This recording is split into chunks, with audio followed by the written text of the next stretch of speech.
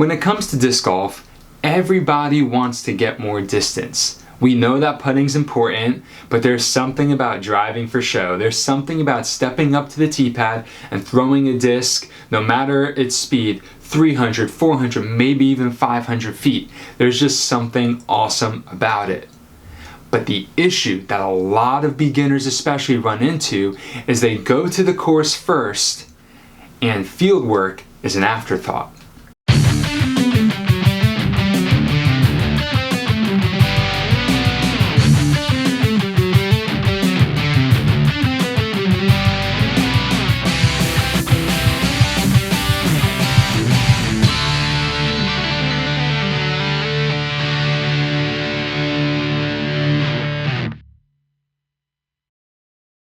Hey you guys, what is up? It's Antonio. Welcome back to another episode here on Gladiator Disc Golf.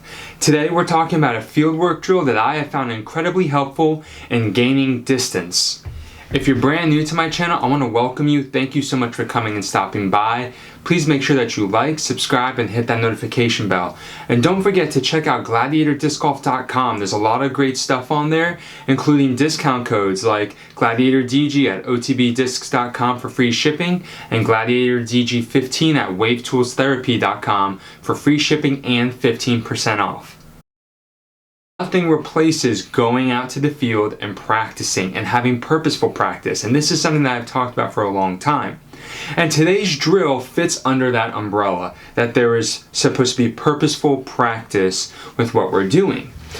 And you've seen me in my fieldwork videos, I typically have cones out, whether it's in a box because I'm doing target practice, or I have them spaced out for distance practice. As I've been working on building distance more and more, something that I'm finding as I have all these cones laid out in various distances is that I see my throws normally only going to about the first cone, maybe the second cone. And it's kind of weird and frustrating and annoying because I'm like, all right, I know I can hit those further distances. Why am I not throwing it that far? And I think it comes down to this one simple mental aspect, is that we see this closest target and that is what we are subconsciously aiming at. And so what we need to do in our practice is, if we're going to have our cones lined out like this, which I strongly recommend because it helps you like warm up and everything too, is you need to remove that closest cone unless it's the distance that you're aiming at, unless it's the distance that you're trying to throw.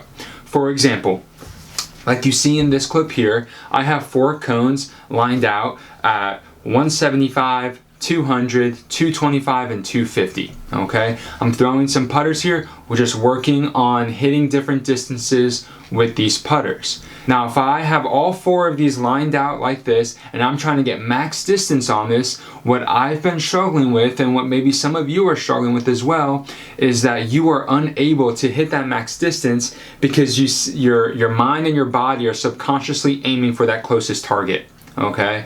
And so what I need to do in this scenario, and what you should do in this scenario, is line up your cones like this. That's fine, but tell yourself, I'm aiming for this first cone at 175, and you throw that a couple times, however many rounds you want to do, 1, 2, or 3 rounds, maybe as a warm-up. Then you take that first cone and you move it to the second cone. So now you only have 3 cones set, and now you're throwing at 200 feet. So now your eyes and your mind and your body can focus on this closest cone, which is now 25 feet further at 200 feet, and so on and so forth with the 225 and 250. And this is great practice for a couple reasons. One, it lets you warm up properly and get your body in a rhythm.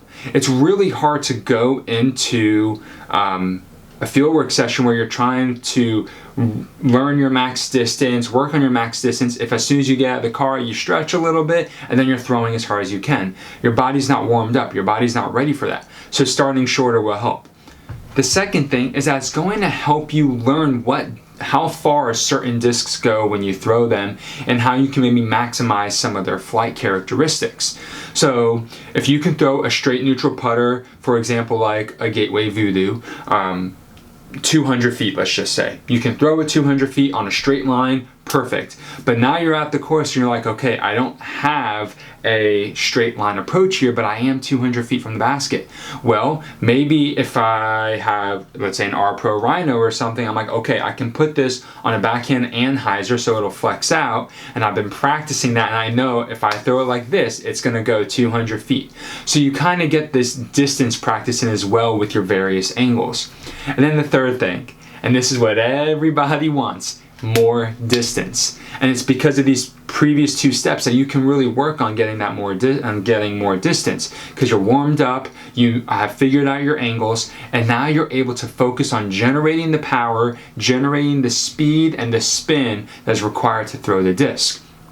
And with one cone being your max distance drill, in this case with 250 for a putter, let's say, okay, we're saying this is my target. Just like a basket, okay? You don't have multiple baskets on the course, you got one basket, in this case, one cone, and you throw 10, 20, 30 shots at that, and then maybe you're like, wow, I'm throwing past this cone. Let me back it up 10 feet. Let me back it up 25 feet.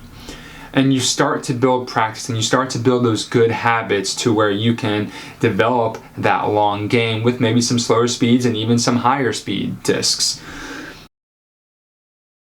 This is really a simple thing to do in the field. It just takes that cognizance and that realization that, oh, this is what I need to do. This is what I need to do in order to improve my distance, improve my form, and improve my game overall. And if you can do these three things, you're going to see a lot of improvement in your game. And not just with distance, but with accuracy, with disc selection, and most importantly, probably over all those things, confidence out on the course. I hope you guys found this video super helpful. This was something that occurred to me not too long ago as I was out doing some field work, and I just noticed that, okay, I keep throwing these discs at 200 feet and I know I can throw them further. And so I tried this with moving the cone back, and all of a sudden I was starting to hit my mark again, and I realized I was dealing with sort of a visual and mental barrier. So I hope that you found this helpful. Make sure you give it a try and let me know what kind of results you're seeing. If you're at a plateau in your distance, give this drill a shot and see if it helps you overcome that plateau and you start gaining distance again. Let me know if it works for you guys, and also comment down below what kind of drills do you use to help you improve confidence, distance, and accuracy. Until next time, guys, have a great round.